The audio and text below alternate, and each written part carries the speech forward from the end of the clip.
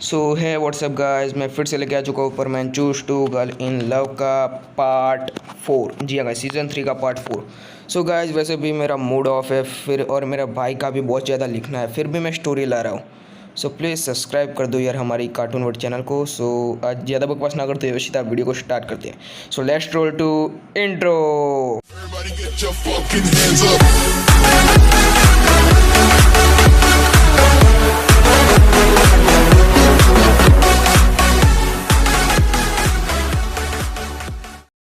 हमने पिछले पार्ट में देखा था जो सुमिरे है वो अपनी विश मांग लेती है, और जो मतलब कि मित्सु है वो भी मतलब कि थोड़ा गुस्सा हो जाता है। सो वीडियो को कंटिन्यू करते हैं। और गाइस, मैं बता देना चाहता हूँ कि आज थोड़ी ज़्यादा कॉमेडी नहीं कर पाऊँगा क्योंकि अभी मेरा मूड ऑफ है, फिर भी वीडियो बना रहा हूँ क्योंकि मैंने कहा था कि आज वीडियो फिर से लेके आऊँगा। सो सॉरी, मुझे माफ़ कर देना। सो वीडियो को कंटिन्यू करते हैं।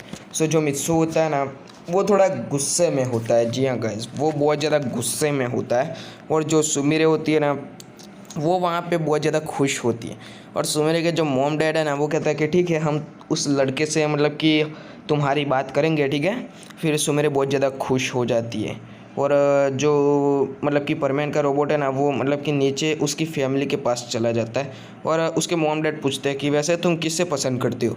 और उसका रोबोट मतलब कि यहाँ पे बहुत बड़ी एक परेशानी में चला जाता है। अगर वो युकिको का नाम लेगा तो परमैन उसे ज़िंदा गाड़ देगा ज़मीन में। अगर वो सुमेर मतलब कि सुमेरे का नाम लेगा तो भाई युकिको उससे नाराज़ हो जाएगी, और वो युकिको को नाराज़ नहीं कर सकता। लेकिन अगर युकिको का नाम लिया तो परमैन उसे ज़िंदा ज़मीन में गाड़ देगा क्योंकि वो बहुत ज़्यादा गुस्से में वैसे भी है। सो वो कहता है कि मॉम, मैं आपको कुछ समय के बाद बताऊँ तो चलेगा। फिर उसकी मॉम कहते हैं कि अब क्या है भाई, मतलब कि उसकी मॉम कहती है कि क्यों, अभी क्यों नहीं बता सकते। फिर वो कहता है कि अभी मैं थोड़ा कन्फ्यूज़न में हूँ। फिर उसकी मॉम कहती, कन्फ्यूज़न? कैसा कन्फ्यूज़न? मतलब कि क्या तुम किसी को पसंद करते हो या नहीं करते हो? फिर मिस्सो कहता है कि ठीक है, मैं मतलब कि अभी मैं आपको थोड़ी देर मतलब कि थोड़ी मिनट के बाद बताऊंगा। फिर उसकी मैम कहती है कि अच्छा ठीक है, अगर ऐसा हो तो हम तुम्हारी शादी हो सके तो मिचिको से करवा दे। फिर मतलब कि मिस्सो का रोबोट हाई लेवल पे गुस्से पे चला जाता है। फिर जो मतलब कि मिस्सो का रोबोट होता है ना, वो कहता है कि बस बहुत हो गया मॉम डैड, अगर आप मिचिको वर्ल्ड की आखिरी लड़की भी बची ना, फिर भी मैं उससे शादी नहीं करूँगा। दुनिया की आखिरी मतलब कि इस वर्ल्ड की आखिरी लड़की भी बच गई ना, फिर भी मैं उस गोल्ड डिगर से शादी नहीं करूँगा। सीधा मतलब कि उसके मॉम डैड के सामने वो मिचिको को गोल्ड डिगर बोल देता है। वो कहता है कि वो सिर्फ परमैन को पसंद करती है, और वो भी परमैन को सिर्फ पावर्स के लिए। और आपको पता है कि परमैन कौन है? और गाइस, वो भी मतलब कि उसके मॉम डैड को बता देता है कि परमैन ही मतलब कि जो मित्सु है और मित्सु ही परमैन है, और वो सब कुछ बता देता है। और इस बार बडमैन कुछ नहीं बोलेंगे क्योंकि यार गाइस, वो सब कुछ उस पत्थर का कमाल था, क्योंकि वो सबको एक एक करके लाइन पे ला रहा था। और गाइस, वो सब कुछ बता देता है कि वो उसका रोबोट है, कैसे वो मतलब कि वर्क करता है। और उसके मॉम डैड कहते हैं क्या हमारा बेटा ही परमैन है? और हमारा बेटा मतलब कि इतने खतरनाक काम करता है? फिर वो क्या, उसका रोबोट कहता है कि हाँ, वैसे आपका बेटा ही परमैन है। और फिर जो उसकी मॉम कहती है कि तो फिर हम किससे शादी करवाएं। फिर जो मित्सु का रोबोट होता है ना, वो एक बात कहता है कि जो मिचिको है ना, वो सच में एक गोल्ड डिगर है। असल में वो परमैन को लाइक करती है, लेकिन मित्सु को वो भाव भी नहीं देती। असल में परमैन और मित्सु एक ही है, सिर्फ फ़र्क क्या है कि परमैन के पास ज़्यादा पावर है इस वजह से। और वो सब कुछ बताता है मिचिको के बारे में। और उसके मॉम डैड को भी मिचिको के ऊपर थोड़ा बहुत गुस्सा आने लगता है। जी हाँ गाइस, बहुत ज़्यादा थोड़ा बहुत गुस्सा आने लगता है। और गाइस, जो हम देखते हैं कि मित्सुओ जो होता है ना, उसके मॉम डैड उसे कहते हैं कि बताओ रोबोट, वैसे मित्सुओ कहाँ है? फिर मित्सुओ का रोबोट कहता है कि देखिए, यहाँ पे बहुत ज़्यादा कन्फ्यूज़न हो चुकी है क्योंकि मैं मतलब कि मैं युकिको से शादी करना चाहता हूँ, और आपका बेटा मित्सुओ मतलब कि सुमिरे को लाइक करता है। असल में वो यहाँ पे सुमिरे का नाम नहीं लेता, बट पाको का नाम लेता है। जी हाँ गाइस, वो सीधा पाको का नाम देता है। और यहाँ पे पाको की रियल आइडेंटिटी उसने रिवील नहीं करवाई। यहाँ पे बहुत बड़ा जोल है, लेकिन सुमिरे ने करवा दी है दोनों की रियल आइडेंटिटी रिवील, लेकिन यहाँ पे कुछ नहीं करवाया, मतलब कि उसके रोबोट ने रिवील। सो हम नेक्स्ट सीन में देखते हैं कि एक मतलब कि दो लोग पृथ्वी पे आते हैं। जी हाँ गाइस, दो एंटिटी पृथ्वी पे आती है। और गाइस मैं आपको पहले ही बता देना चाहता हूँ कि ये एंटिटी टेनो इन्फिनाइट नहीं है। जी हाँ गाइस, ये टेनो इन्फिनाइट नहीं है, क्योंकि टेनो इन्फिनाइट को पृथ्वी पे आने के लिए मतलब कि बहुत सब कुछ करना पड़ता है। क्योंकि अगर वो डायरेक्ट पृथ्वी पे आए तो पूरी मतलब कि पृथ्वी पे मतलब कि बहुत ज़्यादा उसकी पावर के कारण बहुत सब कुछ डिस्ट्रॉय हो सकता है ऐसे ही, क्योंकि वो बहुत ज़्यादा पावरफुल बीइंग है इस वजह से। और ना ही टेनो एक्स और टेनो रे आ सकते हैं, और ना ही कोई मतलब कि इतना पावरफुल एंटिटी आ सकता है। लेकिन ये दो पावरफुल एंटिटी बहुत ज़्यादा पावरफुल थी, ये दोनों एक के दोनों एंटिटी, और ये पृथ्वी पे कुछ खोज रही थी। जी हाँ गाइज, ये दोनों के दोनों पृथ्वी पे कुछ खोज रही थी। और ये दोनों मतलब कि ना ही कोई मतलब कि अभी तक मैंने जितना मतलब कि आपको जितने कैरेक्टर्स के बारे में बताया ना, उनमें से कोई भी नहीं थे ये दोनों अलग ही कैरेक्टर्स थे। ये दोनों कहते हैं कि हेलो भाई, क्या तुम्हें वो मिला, मतलब कि वो मिली वो चीज़। फिर वो दूसरा कहता है कि नहीं, वो मेरे को नहीं मिली है।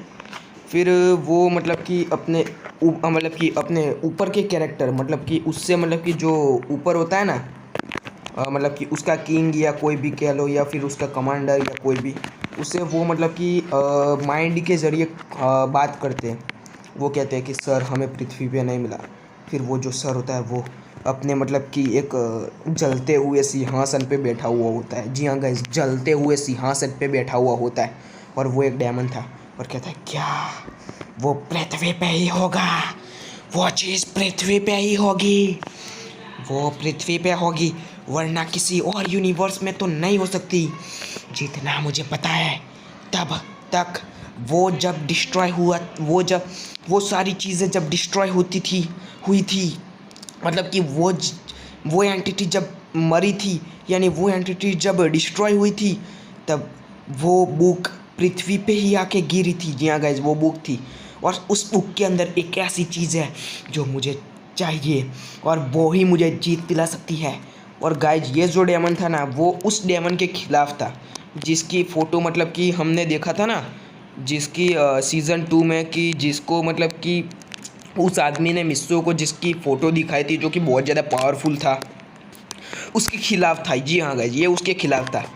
आप लोग बहुत ज़्यादा कंफ्यूज हो रहे हो कि यार सस्पेंस पे सस्पेंस, सस्पेंस पे सस्पेंस आए ही जा रहे हैं, आखिर इसका माजरा क्या है। सो गाइज मैं आपको बाद में बताऊंगा इन सारी, मतलब कि बहुत सारे कैरेक्टर है, मैंने बोला ना यार, बहुत सारे कैरेक्टर है यहाँ पे। ड्रैगन बॉल के भी बहुत ज़्यादा कैरेक्टर्स ऐड होने वाले हैं भाई, इसलिए ज़रा दिल थाम के बैठिए। ये स्टोरी कोई ऐसी वैसी स्टोरी नहीं है, बहुत बड़ी स्टोरी है। और गाइस हम नेक्स्ट सीन में देखते हैं, हम इनका नाम बाद में बताऊंगा मैं आपको। सो हम नेक्स्ट सीन में देखते हैं कि जो मित्सु होता है ना, वो घर वापस आ जाता है, और उसके मॉम डैड कहते हैं कि हमें तुम्हारी आइडेंटिटी पता चल चुकी है, और उसका रोबोट सब कुछ बता देता है। फिर मित्सु कहता है कि अरे नहीं, बर्डमैन मेरे को जानवर बना देंगे। देखो मित्सु एक बात और सोचता है कि अरे नहीं, बर्डमैन मेरे को जानवर कैसे बना सकते हैं, मेरे पे तो कोई भी मतलब किसी भी चीज़ का असर ही नहीं होगा ना।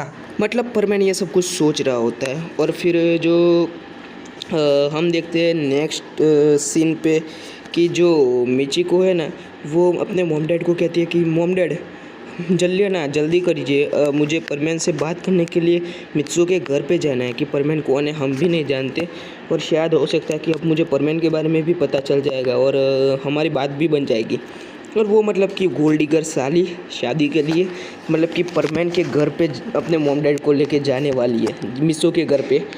और हम नेक्स्ट सीन में देखते हैं कि जो मित्सु होता है ना, वो घर के बाहर निकलता है, और वहाँ पे हम सब लोग देखते हैं कि मीडिया वाले होते हैं, क्योंकि वो लोग पूछना चाहते थे कि परमैन किस लड़की से शादी करने, मतलब कि किस लड़की से शादी करने वाला है।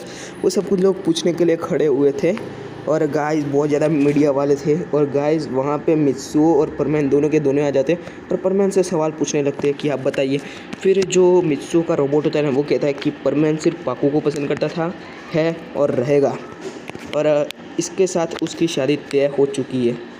जी हाँ गाइज, वो ये सब कुछ बोलता है। और गाइज मिस्सो जो होता है ना, वो परमैन सेट पहना हुआ होता है, और वो गुस्से से अपने रोबोट को देखता है। गाइज मिस्सो ये सब कुछ बंद करवाना चाहता था, और जो रोबोट है ना, वो मतलब कि मिस्सो की तरफ स्माइल करता है। और गाइज मिस्सो का गुस्सा नेक्स्ट लेवल पे जा रहा होता है, पर मिस्सो वहाँ पे कुछ नहीं बोलता, सिर्फ खड़ा होता है। जी हाँ गाइज, और मिस्सो परमैन कहते हैं कि तुम जरा साइड में आना। और फिर जो परमैन होता है ना, वो कहता है कि मित्सु का रोबोट कहता है क्यों। फिर मिस्सो मतलब कि अपनी अदला बदली कर देता है और मिस्सो बहुत ज़्यादा गुस्सा होता है उसके रोबोट पे और इसके रोबोट को परमानेंट सेट पहना देता है और कहता है चलो अगर अब कुछ भी बोला, एक शब्द भी बोला ना तुमने, एक मतलब कि एक वर्ड भी मुंह से निकाला ना तो तुम्हारा मुंह तोड़ दूंगा, याद रखना। फिर उसका रोबोट थोड़ा बहुत डर जाता है और कहता है कि मेरे पास तो परमानेंट सेट है। फिर मिस्सो कहता है कि तुम्हारे पास भले परमानेंट सेट हो लेकिन मेरे पास जो पावर्स है ना उससे मैं तुम्हारा मुंह तोड़ दूंगा। फिर जो उसका रोबोट होता है वो हंसने लगता है, तुम्हारे पास पावर्स, तुम तो यार अरे यार तुम तो कबाव से नहीं जीत पाते तो यार तुम मुझसे क्या लड़ोगे। फिर मिस्सो कहता है कि यार पता नहीं मैं क्यों भूल जाता हूँ कि मेरे को ये सब कुछ किसी को नहीं बताना है यार। मतलब कि वो सब कुछ सोच रहा था और मतलब कि वो दोनों के दोनों आ जाते हैं और गाइस वहाँ पे मीडिया वाले मतलब कि पूछने लगते हैं और वो कहते हैं कि ये तुम्हारा दोस्त मिस्सू है ना। वो थोड़े बहुत मतलब कि परमैन के बारे में मिस्सू से सवाल करने लगते हैं, लेकिन हमारा मिस्सू परमैन था इस वजह से थोड़ी स्मार्टनेस से मतलब कि जवाब दे रहा था, इस वजह से ना कि मीडिया वालों को कुछ पता चल रहा था परमैन के बारे में और ना ही परमैन को कुछ बताना चाहता था।